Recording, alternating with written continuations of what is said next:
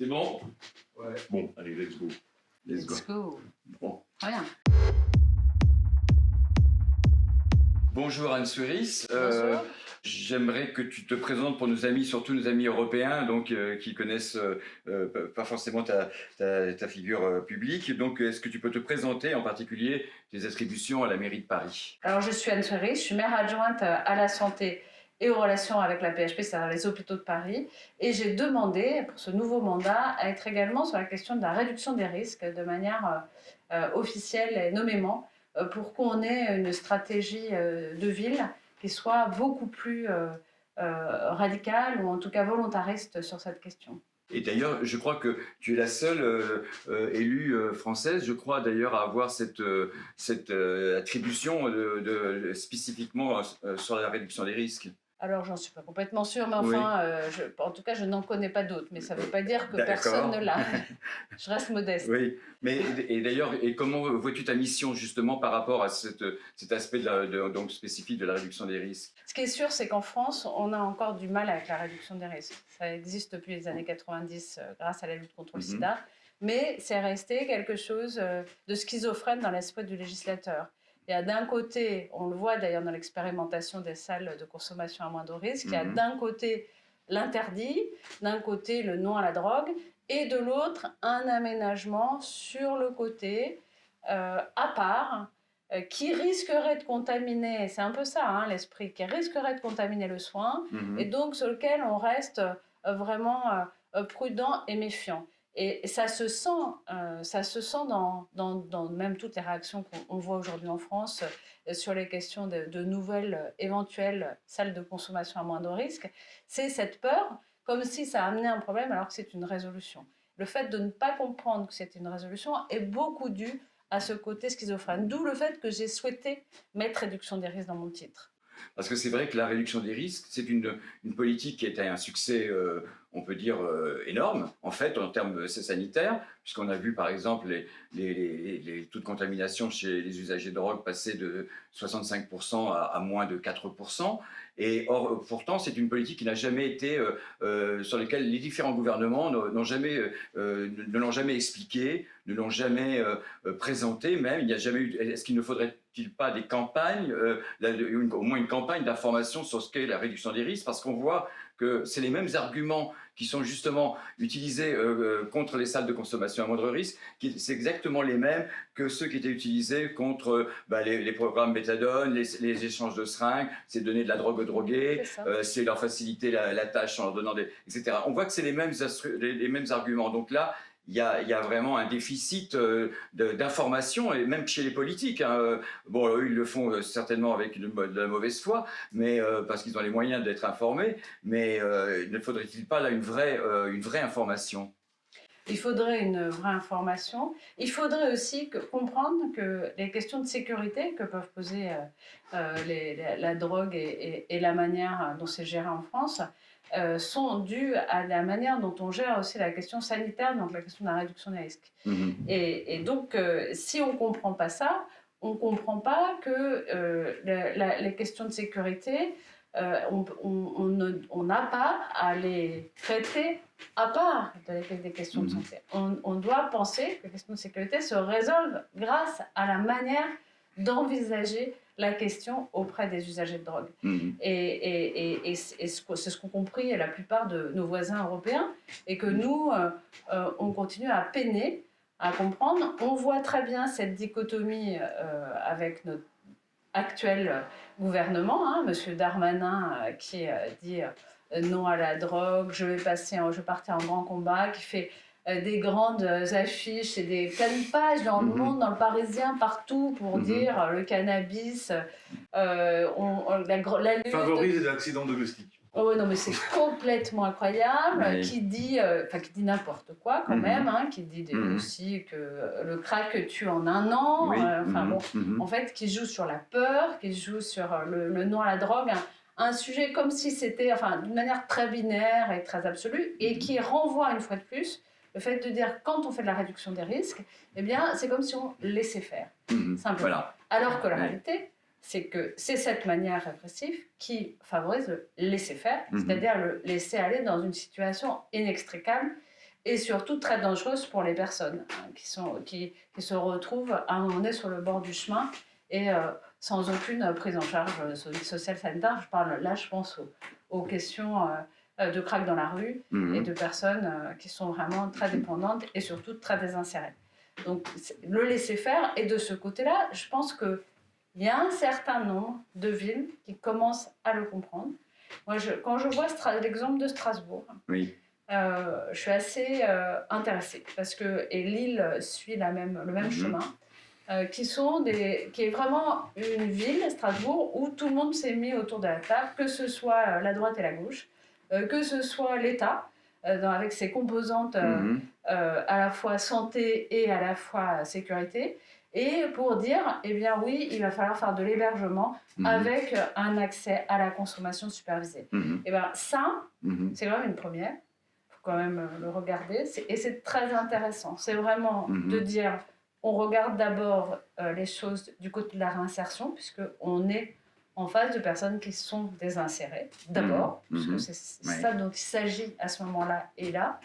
Et on n'est pas en train de juger, et on est en train de partir là où les gens sont, point. Et de là, on arrive à trouver une solution, y compris en termes de sécurité, de tranquillité publique. C'est leur cas. Et ce consensus-là, je crois que c'est la première fois qu'on peut le voir. Moi, je l'appelle de mes voeux à Paris, bien sûr.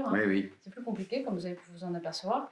Mais parce que Paris a un côté centre de la France, symbole. Donc, si jamais ça marche là, tout le monde a intérêt à ce que ça ne marche pas et à continuer dans ces faux semblants. Parce que c'est des postures idéologiques. Quand Madame Pécresse dit il faut des centres fermés à la campagne, je pense qu'elle-même n'y croit pas. C'est ça la question. Donc c'est comment aussi sortir de la posture, arrêter de faire peur avec la drogue de cette manière-là, et puis se dire, en fait, on peut tout à fait résoudre cette question. Ça n'est pas, il n'y a pas un déterminisme. La drogue, c'est pas une fois on devient usager de crack, et très très grand usager de crack, et ben on est mort pour la société et on est mort tout court. Et ben non, on reste un être humain, on est toujours un citoyen et on peut toujours être responsable de sa santé et puis sortir de l'ornière de la rue. Quand même, ça c'est quelque chose tout à fait. Petit commentaire sur Strasbourg pour le contexte InFood, comme par hasard, Strasbourg, capitale européenne, et aussi mentalité peut-être. Tu vois, système juridique un tout petit peu différent. Et puis le pragmatisme aussi, du fait de la proximité de la Suisse aussi également, qui ont abordé cette question des drogues avec beaucoup de pragmatisme et qui donc fait que c'est certainement l'influence géographique, on peut dire, là aussi et culturelle, donc a pu jouer. Et justement, donc pour parler donc de ce problème, puisque en fait ce film et ces interviews sont centrés sur le problème du crack à Paris. Depuis 30 ans, donc, on a un usage du crack à Paris qui va donc de Stalingrad à la Goutte d'Or, qui repart à la Chapelle, qui retourne à Stalingrad, et là maintenant qui vient d'être à nouveau déménagé. Donc, c'est donc une activité qui a repris là avec depuis cet été. Les médias s'y sont beaucoup intéressés, ça fait la une. Il y a des déclarations fracassantes des uns et des autres, mais surtout de la part du répressif, de la part du ministère de l'Intérieur, de M. Darmanin. Donc, comment voyez-vous, personnellement, mais aussi comme adjointe à la mairie, au maire, pour la santé, la situation sur la consommation de crack à Paris, et en particulier, bien sûr, dans cette partie du 19e, etc., et en particulier sur le déménagement, donc qu'il y a eu, le dernier déménagement, et la construction de ce mur que l'on peut qualifier de mur de la honte. Oui, alors moi, je n'appellerais pas ça un déménagement, mais une évacuation forcée. Puisque quand même, on a mis 120 à 130 personnes dans des bus de force, et on les a transportés jusqu'à un lieu, pour la première fois d'ailleurs, dans un lieu sans aucune mise à l'abri, aucune proposition d'hébergement. Rien, c'est-à-dire que c'est ce qu'on appelle une évacuation sèche dans le langage de la préfecture de police. sans aucune aide, sans aucune prise en charge. Et sans aucune concertation avec aucun acteur, Ah non. c'est-à-dire association, Non, mairie non, de Paris. sans La mairie de Paris, par on exemple, nous- n'a pas été On concertée. nous a informés le Oui. matin même, Oui. juste avant que ça se passe, Oui. mais pas pour nous demander notre avis, mais pour nous dire voilà ce que nous allons faire dans la demi-heure qui vient, Oui. et voilà comment ça va se passer et Oui. où on va. Il nous avait déjà plusieurs fois proposé le lieu, le préfet de police, Oui. ça faisait plusieurs mois qu'il nous proposait. Il nous avait proposé aussi la place Auguste Baron, Forceval, enfin, Oui. il y avait tout. Il aime bien ce coin-là, je pense. Oui. Je pense, je sais pas, il a un petit prisme dans ce coin-là aussi parce qu'il estimait qu'il y avait effectivement personne qui habitait. C'est-à-dire que je pense qu'il estime que d'abord les usagers de drogue c'est personne et que les habitants de Pantin c'est personne aussi. Donc il y a surtout qu'il y a des habitations à 100 mètres. Je crois, il y a tout à fait. C'est même un lieu assez dense en Oui. réalité qui ressemble à un habitat parisien, mais c'est-à-dire qu'il ne s'était jamais transporté jusque-là, cet homme. Et il faudrait qu'il dépasse le périphérique un jour, mais en tout cas c'est un autre sujet. Et surtout, c'est vraiment une suite d'incompréhension, de volonté de ne pas comprendre du tout la réalité, parce qu'il y a plusieurs choses. Oui.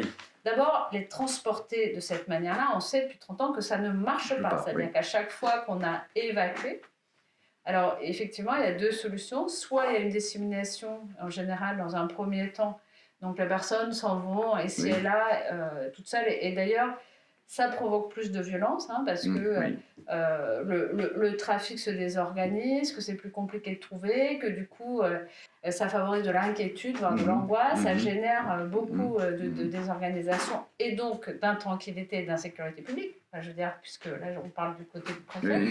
Et ensuite, globalement, quelques semaines plus tard, on commence à avoir des groupes de personnes qui se reforment et va se refermer à un nouveau lieu. Et c'est comme ça depuis 30 ans.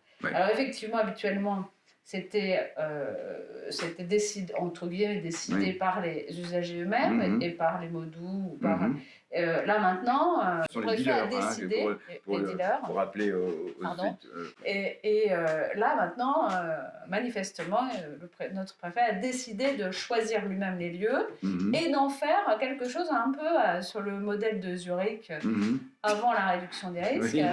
C'est-à-dire on les parque dans un endroit et on les laisse à leur triste sort. Absolument, on laisse à leur triste sort jusqu'à ce qu'ils sortent, qu'ils soient convaincus tout seuls par la voix du Saint-Esprit de sortir de cette histoire-là. Parce qu'il faut rappeler, il faut juste rappeler qu'ils étaient donc, pour l'instant, ils avaient été dans un jardin public, le jardin des Halles. Ça, on a fait des interviews d'ailleurs dans ce coin-là, et ils ont ensuite, donc, de manière donc unilatérale, ils ont été donc transportés de force donc dans ce nouvel endroit. Il y a donc un nouveau transport là, une nouvelle évacuation manu militari de ces personnes qu'on trimballe comme des ballots. Quoi, Ce qui était déjà le cas pour Éole quand même. Oui. Ce qui était déjà le cas pour Éole. Oui. En fait, il y a eu... Si on peut rappeler un peu l'historique un petit peu. C'est 2 ans, c'est 2019, la colline, là c'est évacuation... À la Chapelle, à donc la un Chapelle, autre endroit. donc porte de la Chapelle, mais là on les transporte pas, on fait à l'ancienne, on les dissémine, on leur dit vous revenez pas. Et puis alors là c'était un énorme camp bien plus grand, puisque ça faisait un certain temps que ça durait, donc on était à plusieurs centaines. On était 400 pas, je crois. on était exactement. On n'était pas à 130 comme maintenant. Et il y a eu quand même une avancée entre les deux, qui a été de favoriser l'hébergement accompagné socialement, qui a quand même permis, personne n'en parle, enfin, on dit toujours il y a de plus en plus d'usagers dans la rue. Ben non, entre la colline, mais évidemment ils étaient invisibles parce que la colline, personne ne regardait ce qui se passait, et ce qui s'est passé à Riquet ou à Stalingrad, il y a quand même à peu près 300 personnes en moins. Il y a le Covid, mais le Covid n'a pas tué tous ces gens-là. Non, mais hébergements. Avec des possibilités d'hébergement qui n'existaient pas. Ce qui s'est passé, c'est que quand on avait fait le plan CRAC en 2019, on avait décidé 500 places d'hébergement accompagnées. Et il se trouve que le préfecture bloquée pour nous donner... On est obligé de passer par la préfecture pour avoir des hébergements, et bloqué pas mal, on n'arrivait pas à dépasser 60, 70. Et avec le Covid, ils sont restés tout seuls dans la rue. Et donc là, on est revenu à la préfecture en disant, enfin, ça n'est pas possible, il faut aussi les héberger. Et du coup, ça a permis de débloquer ces hébergements que nous avions prévus et sur lesquels on avait mis des financements. Hein. Je veux dire, on a mis quand même plusieurs millions chacun. Ça coûte très cher, c'est l'hôtel. Oui, c'est ça. Ouais. C'est l'hôtel plus de l'accompagnement social et sanitaire. Donc c'est quand même lourd comme dispositif. Et donc, d'ailleurs, on nous a accusés de dépenser l'argent du contribuable n'importe comment. Mais finalement, la Cour des comptes régionale a dit qu'on l'avait bien dépensé. Je fais une parenthèse. Parce qu'il ne faut pas faire des faux procès non plus sur cette question-là. Et du coup, effectivement, il s'est avéré qu'on a vu que ça fonctionnait. Bien sûr. Ça ne fonctionne pas pour tout le monde, mais ça fonctionne sur une partie des gens. Et qu'est-ce qui résiste finalement à cette prise en charge-là? Ça ne veut pas dire qu'ils ont arrêté la drogue, ça ne veut pas dire qu'ils ont arrêté le crack, mais ça veut dire qu'ils ne vivent plus dans la rue, pour une grande partie. Et qu'ils commencent à être dans un circuit quand même de réinsertion. Et ça, c'est une grande réussite. Je ne sais pas pourquoi personne ne veut le regarder, mais enfin, moi, j'estime que c'est une grande réussite. Et là, pourquoi il reste 130 personnes? Il reste 130 personnes parce qu'il y a des gens qui sont dans un tel état de désinsertion et de dépendance que quitter le lieu où on peut se procurer son produit et même ne serait-ce que pour plusieurs heures ailleurs, eh ben, c'est impensable. Et c'est là où la question des espaces de consommation dans les hébergements ou dans les lieux de prise en charge sont évidemment, on voit, essentiels si on veut vraiment sortir de cette ornière. Voilà. Hein. Mais pour être tout à fait honnête, moi je suis donc à Sud et représenté à Gaïa, au conseil d'administration, et nous, à Gaïa, ce qu'on a entendu, c'était qu'il y avait eu une demande de salle de consommation justement à La Chapelle, sur le lieu de la colline, qui était en partie acceptée par la mairie et qui est restée lettre morte ensuite quand il y a eu la dispersion par la préfecture. Alors c'est complètement vrai, c'est même, j'allais dire, pire que ça, c'est-à-dire que quand il y a eu la dispersion, l'évacuation par la préfecture, on était en train d'installer l'espace de repos Porte de la Chapelle, un nouvel espace de repos, et on était en début de concertation avec les habitants pour mettre une salle de consommation attenante. On avait déjà les locaux, on avait tout en fait. Et à ce moment-là, le préfet et le procureur nous ont dit « Ah non mais en fait il n'y a plus de drogués à la colline ». Je vous la fais rapide. Il n'y a plus de drogue à la colline, donc pourquoi faire un endroit de prise en charge? Vous allez les faire revenir. Alors, on dit, en fait, ils n'ont pas disparu, donc peut-être que quand même, on pourrait... Parce qu'ils étaient là, en fait. Ils étaient disséminés dans les rues à côté, dans les cages d'escalier, en réalité, ils étaient toujours là. Donc, non, c'est impossible. Ça a été plusieurs mois de discussion, y compris pour installer cette salle de repos qui était déjà en place, mais qui du coup, n'avait plus l'autorisation d'ouvrir. Et ils ont fini par accepter, mais alors péniblement, au bout de plusieurs mois, avec un accompagnement. Il fallait que chaque usager soit accompagné à la salle de repos pour qu'il n'y ait pas d'incitation et d'appel d'air. Vous imaginez l'appel d'air. C'est surtout que la salle de consommation, du coup, d'après toi, c'est vraiment la préfecture qui... Ah bah là, ça a été complètement... Non mais là, il y avait... En fait, on était revenu à l'idéologie de l'idée qu'il fallait être dissuasif. Et donc, il faut disperser. Et ces gens-là, une fois dans la rue tout seuls, ils vont se dire on va arrêter en fait. Donc il y a cette colline qui donc est avec cette salle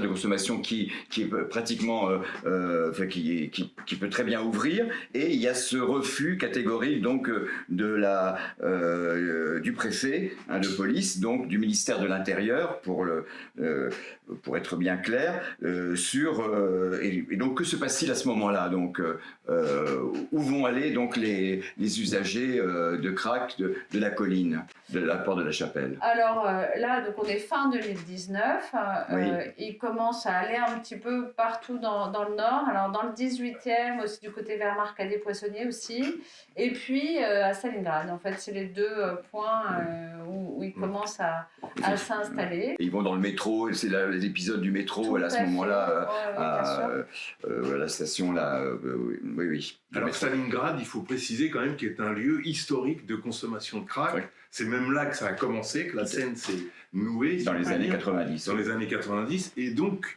Évidemment que les usagers, quand ils sont dispersés, ils vont avoir tendance à revenir à l'endroit où ils ont l'habitude de trouver des dealers. Donc ça, c'est le, parce que ça a été de toute façon, circuit culturel de l'usage. Au cours de ces 30 ans, de toute façon, les dealers se baladaient, les modus se baladaient sur le boulevard de la Chapelle, mais également sur Stalingrad. Mais à l'époque, effectivement, la seule différence peut-être, c'était qu'ils bougeaient beaucoup, les dealers. Et donc les usagers aussi. De Stalingrad. Oui, il y a eu plusieurs évacuations, mais c'est vrai que les dealers avaient aussi pris l'habitude, après les évacuations, entre chaque évacuation, de bouger beaucoup. Donc ce qui faisait que les usagers bougeaient beaucoup aussi et consommaient donc dès qu'ils avaient acheté un peu partout. Mais donc continuons donc ce rappel historique. Donc ils vont aller à Stalingrad.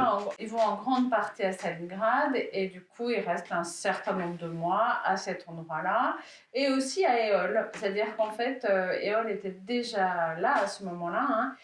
Éole la journée et le soir migration vers Stalingrad en fin de journée. Éole étant un square public donc derrière Stalingrad on peut dire. Hein, oui. Tout à fait et du coup ils étaient pendant le confinement ils se sont retrouvés à l'extérieur parce que le square était fermé et quand le square a été réouvert ils se sont retrouvés à l'intérieur et du coup pendant tout un temps on a juste fait en sorte que qui reste dans un des endroits de Éole et que de l'autre ce soit quand même réouvert plus largement aux familles parce que sinon il y avait un côté quand même très envahissant.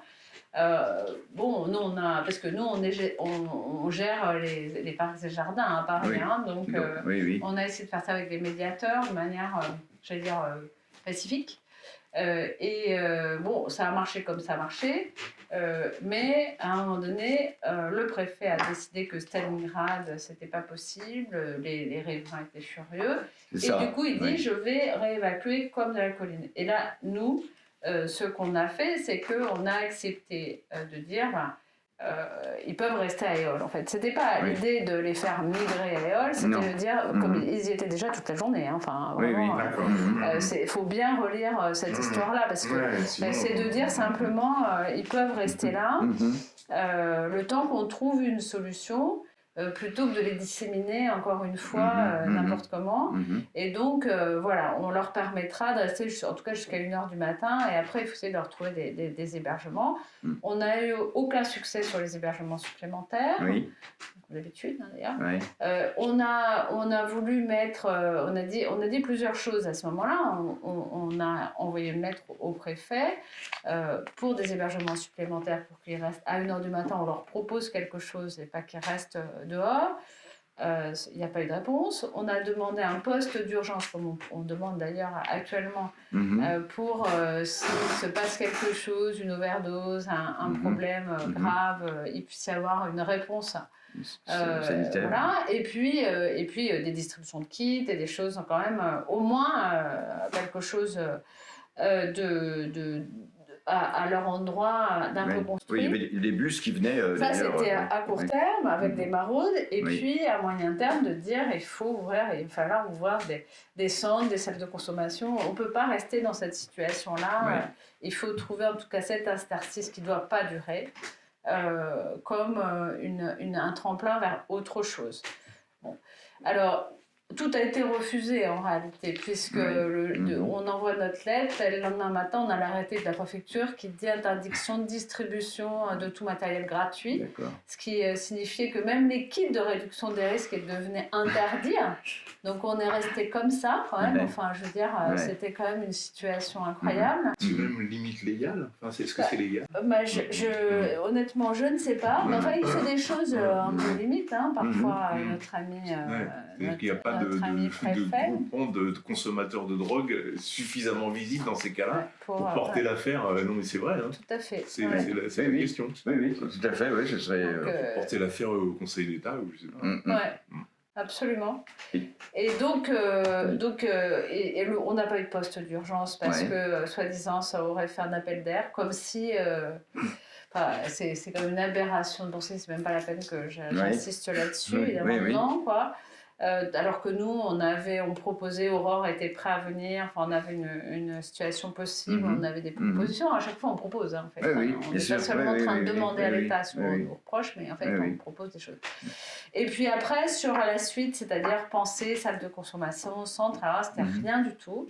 Et la seule proposition du préfet en face, c'était de nous dire...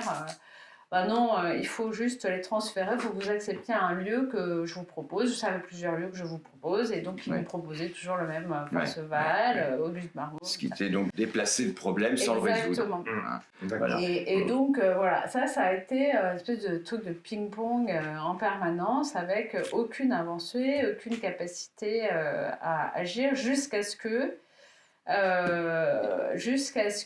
dans l'ordre, Anne Hidalgo demande au Premier ministre, puisqu'on n'avait jamais débloqué rien, le fait d'avoir des espaces de prise en charge, quand même plusieurs dans Paris, pour répondre aux problèmes et qu'on soit proactif. Le Premier ministre a dit oui, sauf Pelleport. Alors en faisant ça, il a quand même, c'est un peu le baiser du scorpion, c'est-à-dire que on dit oui, mais celui qui commence à être un peu instruit plus que les autres, tout simplement parce que... il faut juste préciser, Pelleport, donc c'est une proposition de la mairie du 20e qui est effectivement la plus construite, la plus aboutie, avec un espace de consommation, mais qui a été tout de suite refusé. Parce que près d'une école. Je crois.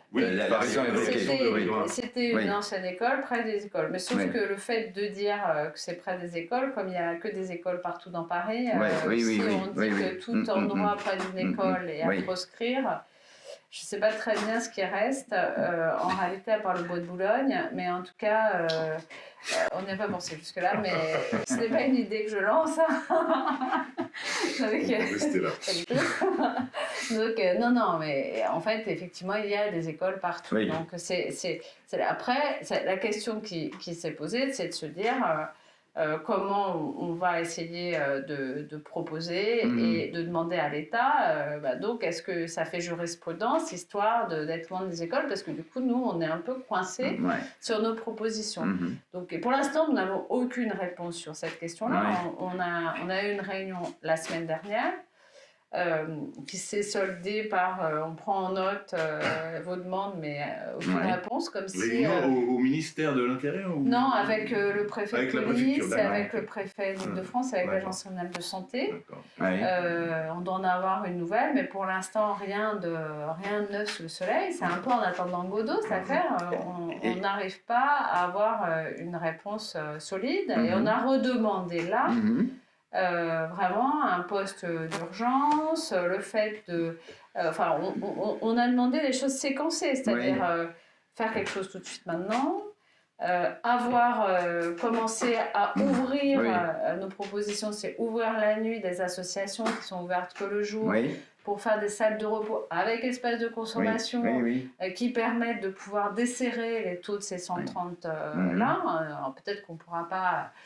héberger complètement tout le monde, mais déjà ça pourrait permettre d'avoir moins de monde. Moi je suis pour la réduction des risques, et y compris y aller petit à petit et plutôt dans la dentelle, dans les petits centres et dans une réflexion progressive avec des associations capables de le faire. C'est pas, tout le monde ne sait pas faire.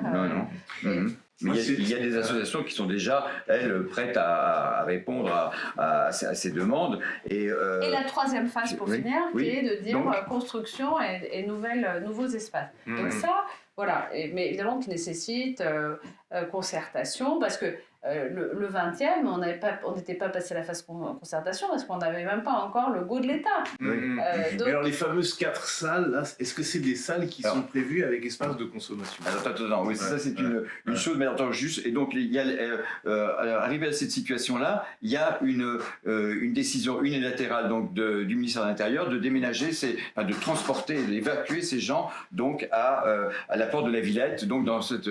Et là, il se produit en plus un phénomène très révélateur qui est donc la construction d'un mur. Est-ce que tu peux expliquer un peu plus juste cette question avant effectivement de passer à la... D'abord parler du mur. D'abord parler du mur. Donc ils les mettent donc on peut dire dans un square là qui est là, enfin dans une ensuite que se passe-t-il là est-ce que tu peux nous expliquer et surtout la position de la mairie par rapport à tout ça, quoi? Alors nous, à la mairie, on avait déjà dit non à plusieurs reprises, donc voilà, ça se fait quand même. Et surtout, le préfet dit je le fais parce qu'il n'y a pas d'habitants à cet endroit-là. Et donc il amène avec ses bus les usagers de crack.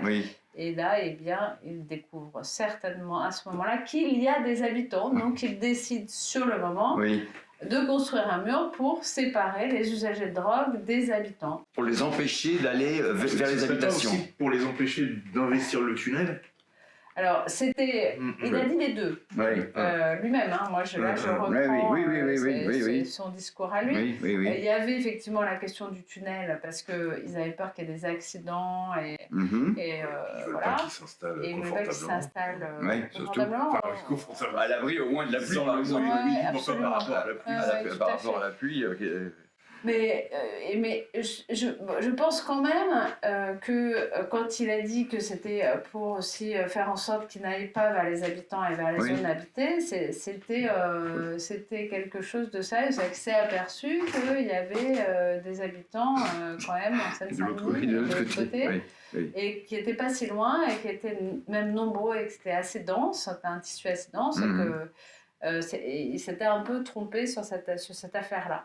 Donc, du coup, il fait ce mur à sa manière pragmatique, c'est-à-dire « Ah mince, j'ai loupé un coche, je fais un mur. » Je fais un mur donc, sous un tunnel. Enfin, c'est devenu, juste qui passe sous le périphérique, c'est ça?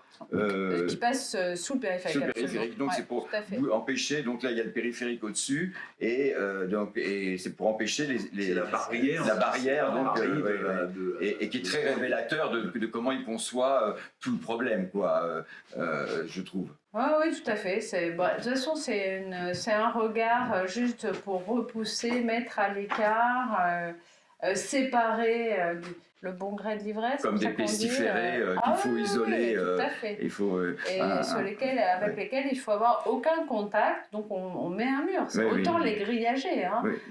C'est vraiment ça l'esprit. Donc ça devient très problématique parce que quand à ce moment-là, en fait, à force d'avoir ce type d'action, qui est en même temps une non-action, c'est-à-dire c'est toujours du laisser-faire, comme c'est on ne les prend pas en charge, on n'aide à rien, on n'a pas de politique de santé publique du tout, ni de politique publique en faisant ça.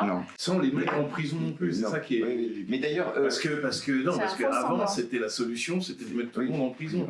Donc là, on sent quand même que la réduction des risques a au moins obtenu ça, c'est que ce genre d'action coup de poing, qui se faisait dans les grands squats parisiens n'est plus possible. C'est vrai. On n'ose pas le faire tel quel.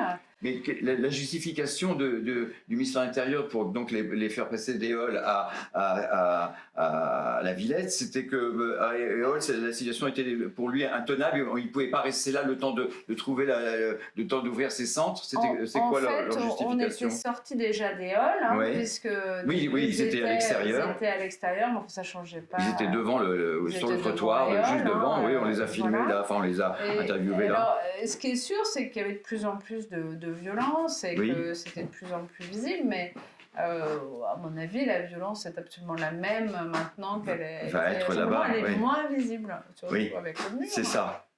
C'est tout. C'est ça. En fait, il n'a pas cherché à résoudre la violence, il a cherché à l'invisibiliser. C'est quand même, c'est ça le sujet. Le mur aussi, etc. Et le mur aussi, évidemment. Le mur invisibilise. Le fait de le mettre au niveau du périphérique. Et quand il avait pensé au départ le mettre à la place Auguste Baron, c'est une espèce de terre-plein central au milieu d'une voie express voiture où il n'y a même pas de passage piéton. Et donc c'était vraiment, c'est intéressant d'ailleurs d'un point de vue symbolique. C'était si on sort, on se fait écraser quoi. Donc en fait c'était vraiment l'enfermement maximal. Et heureusement on a réussi à empêcher ça uniquement parce que là pour le coup parce qu'il y avait des tuyauteries de gaz en dessous et qu'en fait les mettre dessus, ça les aurait fait exploser. Ça a été quand même, ça l'a arrêté cet homme. L'écrasement par les voitures, mais ça c'est trop visible. Ouais, en fait, on en est quand même un peu là. Je ris, mais c'est quand même complètement sordide. Et c'est une situation complètement intenable actuellement. Et franchement, j'espère qu'on va réussir à pouvoir avancer. Donc avancer justement, ça veut dire quoi pour toi et donc la mairie de Paris, avancer, quelles sont les propositions? Ça veut dire étendre, justement, faire une extension de ces carudes pour avoir à la fois plus de place pour faire des centres, que ce soit de l'hébergement, du repos et de l'espace de consommation, de manière à vraiment, à chaque fois, donc nuit et jour, pour pouvoir avoir une prise en charge sérieuse là où ils en sont. Et là, tu parles des carudes qui existent déjà ou des fameux 4 les deux. Alors, les fameux 4 qui sont devenus 3, puisqu'il n'y a plus... Donc, la proposition, ce serait 3 centres maintenant. En fait, ça, tout dépend de ce qu'on arrive à obtenir d'un point de vue d'État. Je veux dire, je pense qu'en fait, on n'est pas fixé sur le chiffre. Peut-être qu'on pourra arriver à plus que ça. Peut-être, ça dépend. Et puis ça dépend aussi des espaces qu'on a. Enfin, on peut faire aussi des espaces plus spécialisés, hébergement, avec toujours espace de consommation, ou plus de la prise en charge, y compris avec des substitutions, parce qu'il y a beaucoup de agents de crack qui sont des petits consommateurs. Donc, bien sûr, c'est pas parce qu'il n'y a pas de médicaments de substitution au crack qu'il ne peut pas y avoir quand même du soin médicamenteux. Donc en fait, il faut regarder en fonction aussi des espaces qu'on arrive à déterminer ensemble avec l'État et de ce qu'ils acceptent de faire avec nous. Parce que la proposition, c'est effectivement plutôt que de faire un gros centre sur lequel viendrait se greffer toute une population quand même qui peut se monter parfois jusqu'à 200, 300 personnes, plutôt même 400, d'atomiser un peu et donc de façon à réduire l'impact sur le quartier, sur les quartiers choisis de cette fréquentation de la salle. Donc avoir, disons, 3 ou 4, enfin bon, ça suivant ce qu'effectivement on vous seront autorisés, mais on ne parle plus de faire une salle de consommation à moindre risque. Le mot, ça m'a frappé lors de la réunion, je crois que c'était du 30 août, auquel on n'était pas, mais Abdou était notre trésorier, était donc dans la salle. Anne Hidalgo, la maire de Paris, a parlé donc de lieux d'accueil, etc., de prise en charge, de repos, de mise à l'abri, et avec un espace de consommation. Mais on ne parle plus, à proprement parler, de salle de consommation à moindre risque. Pourquoi cette mise en sourdine dans le discours de la mairie de ce mot? Est-ce que ce mot est maintenant, je sais, on utilise le mot, les médias utilisent beaucoup le mot salle de shoot, ce qui est en plus une aberration pour le crack, puisque même si certains l'injectent, c'est surtout fumé. Pourquoi cette mise en sourdine du mot salle de consommation à moindre risque? Ou parce que c'est juste parce qu'on se rend compte qu'il y a une nécessité de couvrir autre chose que la pure consommation, mais également la prise en charge, qui est déjà la prise en charge sanitaire et sociale, elle a déjà lieu dans les salles de consommation à moindre risque. Effectivement, il n'y a pas la mise à l'abri dedans. Je pense que c'est aussi symbolique, mais positivement, c'est de réinsérer la question de l'espace de consommation à moindre risque dans la prise en charge. Clairement, ça n'est pas à part. On n'est pas en train de faire... C'est vrai que ce que tu dis est vrai. Évidemment qu'il y a de la prise en charge sanitaire et sociale dans les salles de consommation à moindre risque. Mais justement, parce que ça s'appelle juste salle de consommation, c'est un esprit... D'ailleurs, c'est dans l'esprit du législateur. Puisque dans l'esprit du législateur, il y a une interdiction de faire une salle de consommation dans un carude.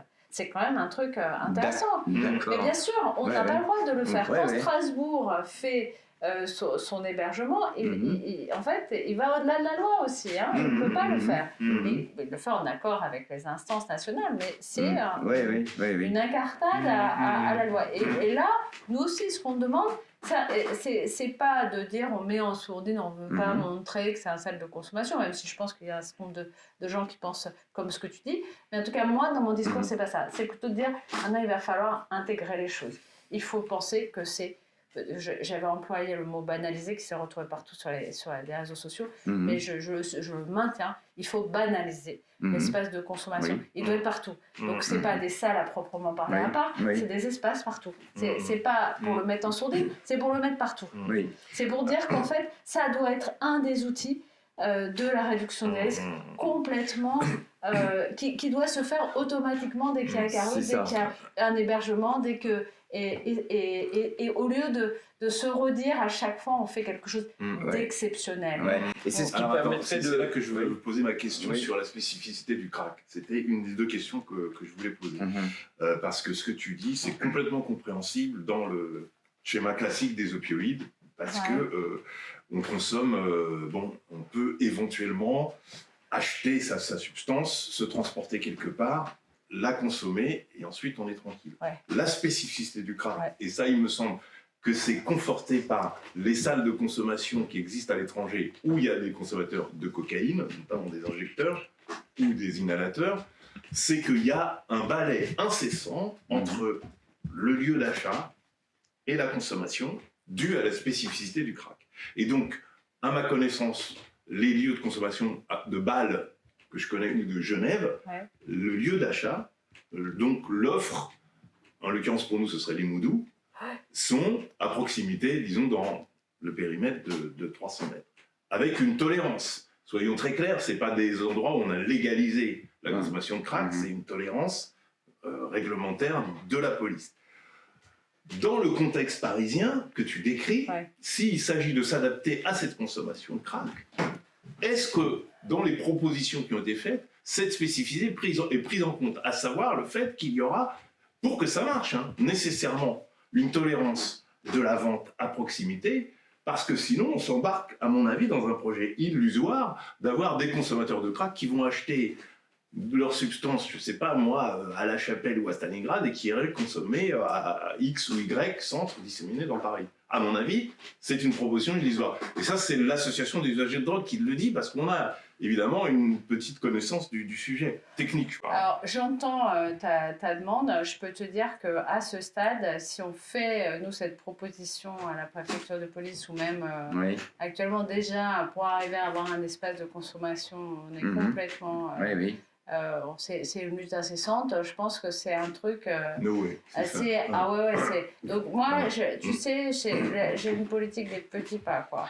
Mais les petits pas, quand même, avec une ténacité d'année en année, toujours la même. Donc je pense que là, la vraie politique, c'est de montrer déjà que quand tu fais des espaces un peu partout, eh bien, tu peux... ça banalise. La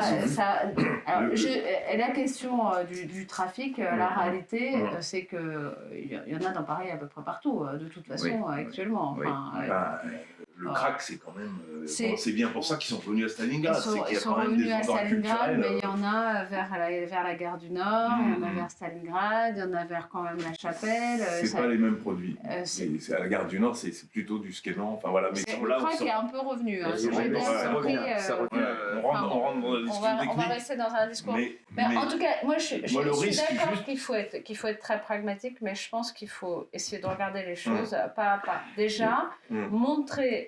Moi, je ne suis pas inquiète là-dessus, parce que j'ai vu, par exemple, à Strasbourg, il y a, elle est restée la salle d'inhalation, et il n'y a pas d'espace de tolérance officiel type de crack à proximité de leur salle de consommation. Et ils ont vraiment de l'usage de crack, il n'y a pas à dire. Ils aident à faire la cuisine. Ailleurs.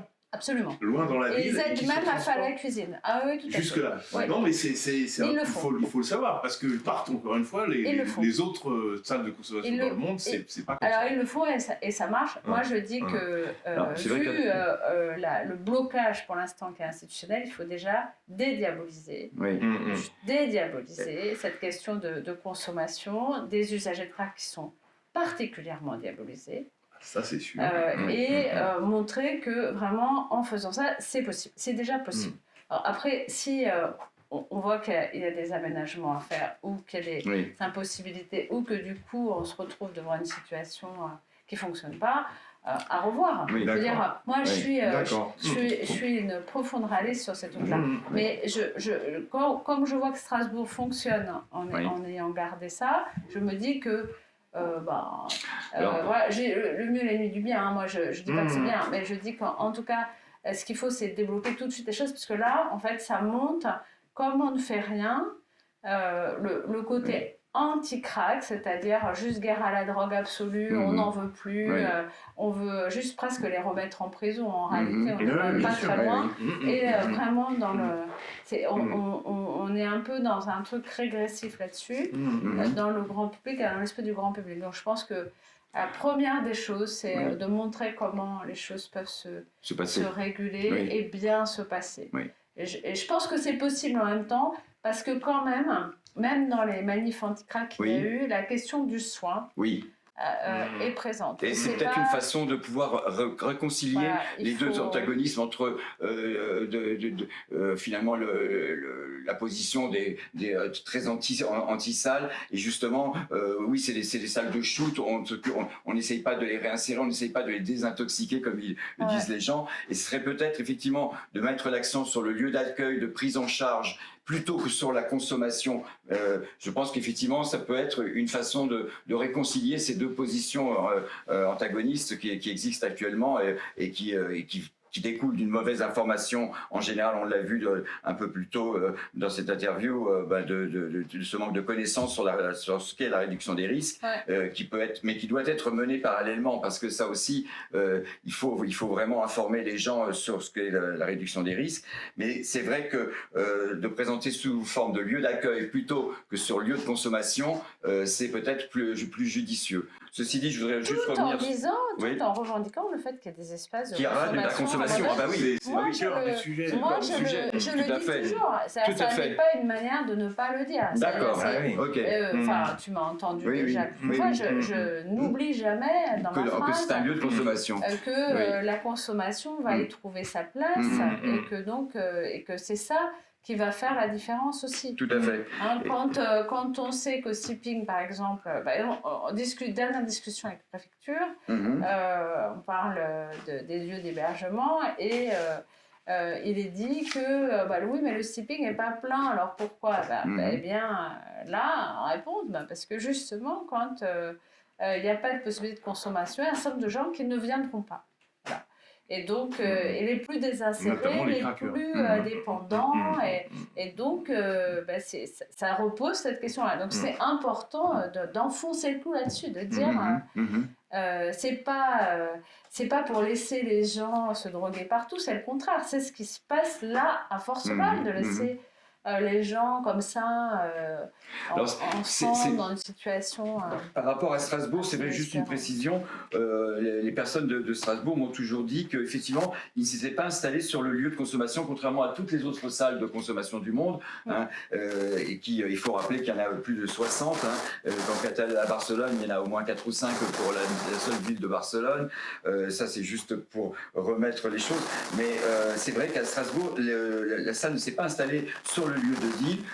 Je pense que ils ont fait un pari de l'installer donc à un endroit où les gens se déplacent, mais également les dealers, parce qu'il faut, je pense, pour réduire cette inquiétude, c'est vrai qu'il faut que la salle de consommation soit pas de loin, mais c'est les dealers qui se rapprochent dans ces cas-là des centres de consommation, enfin des espaces de consommation, et je pense que là où ils s'installeront, les Modou, ils ont toujours été très mobiles, et je pense qu'ils iront. Il ne faut pas qu'ils soient arrêtés non plus. C'est ça. Non, mais alors ça c'est le problème de la prohibition, effectivement. Donc, mais apparemment à Strasbourg, ils ont. Il y a un moyen terme qui a été trouvé, qui est intéressant à creuser certainement. Mais alors c'est vrai que moi, ma dernière question, c'est comment on peut se positionner en tant que justement que maire adjointe et même la mairie de Paris en général, par rapport à un discours qui est répressif, qui est stigmatisant comme celui de Darmanin. Comment on arrive à se positionner pour montrer quand même aux gens qu'il y a d'autres alternatives que la pure répression, que la répression ne marche pas. Et donc, comment on peut arriver à se positionner? Moi, mon discours, c'est pas de dire qu'il y a d'autres alternatives, c'est qu'il n'y a pas d'alternative en fait. Oui. C'est que eux n'ont pas de solution et que nous, on en a une. Oui. Voilà. Et c'est simple, c'est de dire, si on continue simplement à faire de l'évacuation sur l'évacuation du sécuritaire, la sécurité ne reviendra jamais dans les quartiers parce que c'est la réalité des choses, ces gens existent, ils sont là, et il y a un système qui est en place, et à partir du moment où on ne le prend pas en considération, eh bien, on y obéit. Oui. C'est tout ce qu'on fait. Donc, on n'a qu'une seule solution, c'est de partir de là et du coup d'accompagner ce processus. Et ça permet de faire de la sécurité publique et de la santé évidemment publique, mais par la santé publique. Et donc c'est ça notre réponse, c'est ça la mienne. Je ne sais pas si c'est encore complètement entendu, mais c'est vrai que je n'entends plus trop ni le préfet ni le procureur dire on a une solution. Ils disent bien que et c'est un peu. Alors le procureur vient de changer, je n'ai pas rencontré encore le nouveau, mais en tout cas, on disait c'est vrai que les interdits de paraître, ça marchait pas très très bien, les injonctions thérapeutiques, ça marche pas très très bien. Donc ils étaient bloqués sur tous les fronts et au bout d'un moment, même si tu n'es pas d'accord, quand on n'est pas d'accord mais qu'on n'a pas de proposition, peut-être que la seule proposition qui existe, c'est-à-dire la nôtre, va finir par gagner. C'est mon espoir aujourd'hui. C'est de dire que, en fait, il n'y a pas, c'est pas une alternative. Exactement. Mais il n'y a pas d'alternative. Le problème, c'est qu'en France, le débat est bloqué puisque débattre sur les drogues et donc on risque de se retrouver sous l'inculpation de présentation sous un jour favorable. Et il n'y a pas de débat possible en France. En tout cas, pour l'instant, on ne le voit pas. De débat possible, par exemple à la télévision, etc., ou sur d'autres médias, de façon à essayer de présenter justement ce qui pourrait être la solution justement au problème des drogues. Et ça, c'est difficile d'en débattre avec une loi répressive qui, en France, est quand même très spécifique à la française, qui interdit donc de parler des drogues sous l'inculpation de présentation d'un jour favorable. Donc là, on se heurte à la prohibition de plein fouet, quoi, pour ouvrir le débat. Après, on peut décriminaliser et même légaliser sans présenter sous un jour favorable. L'alcool, moi je suis pour, je milite, pas pour la prohibition de l'alcool, évidemment, non. Mais en revanche, non, mais pour qu'on cesse d'en faire la publicité comme c'est fait. Moi, je suis pour un retour à la loi Evin, par exemple. Excusez-moi de... Moi, ça elle a complètement été bousillée par les lobbies.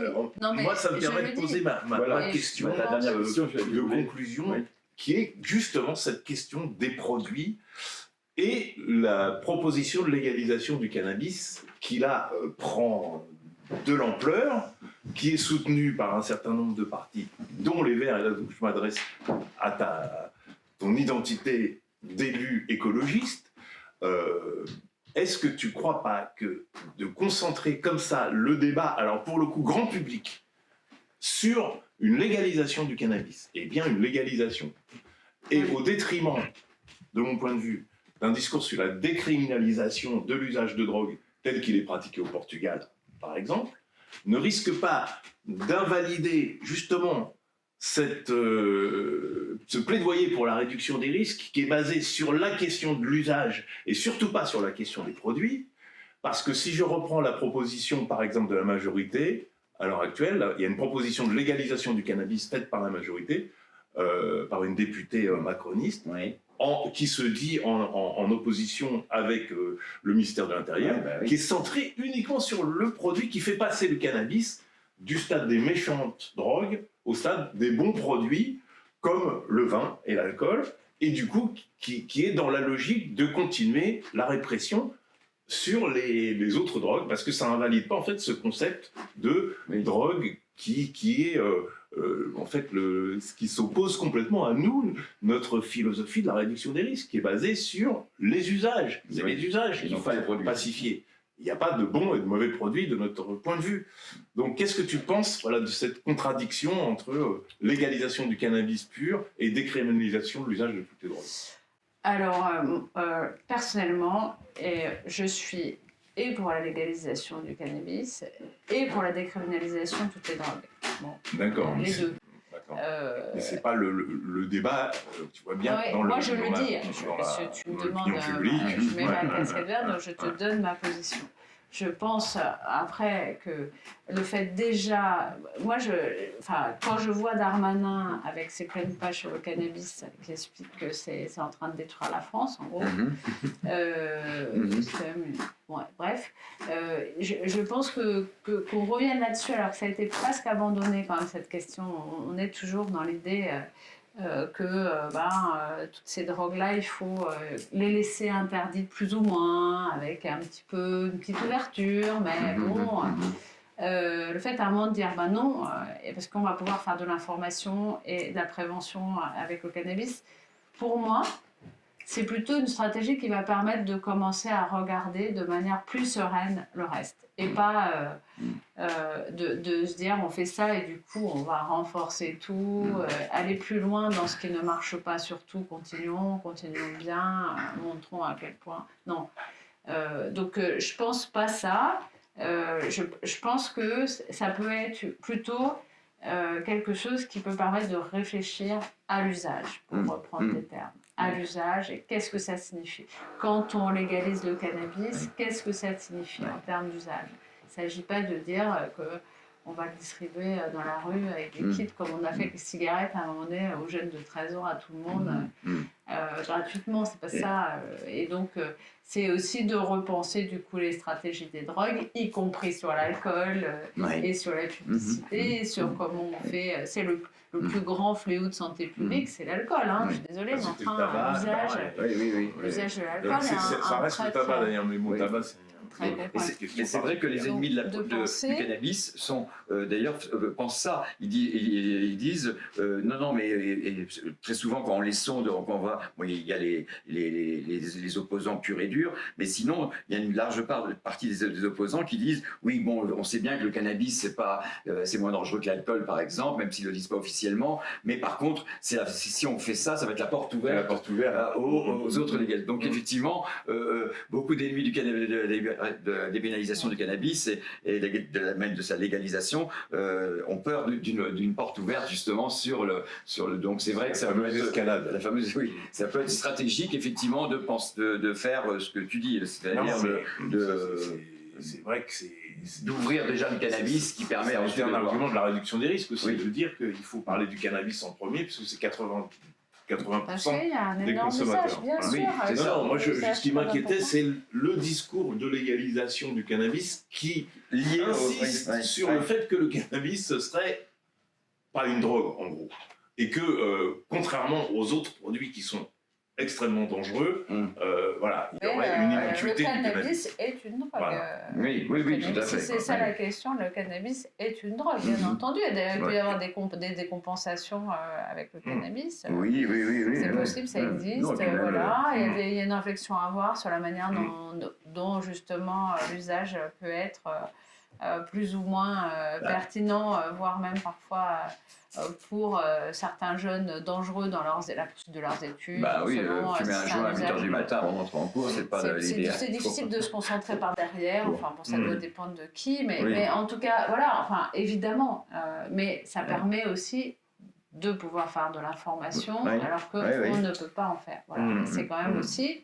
Et à partir du moment où on parle de ça, évidemment, moi je trouve que justement ça ouvre la voie sur une réflexion sur comment on parle des drogues en général.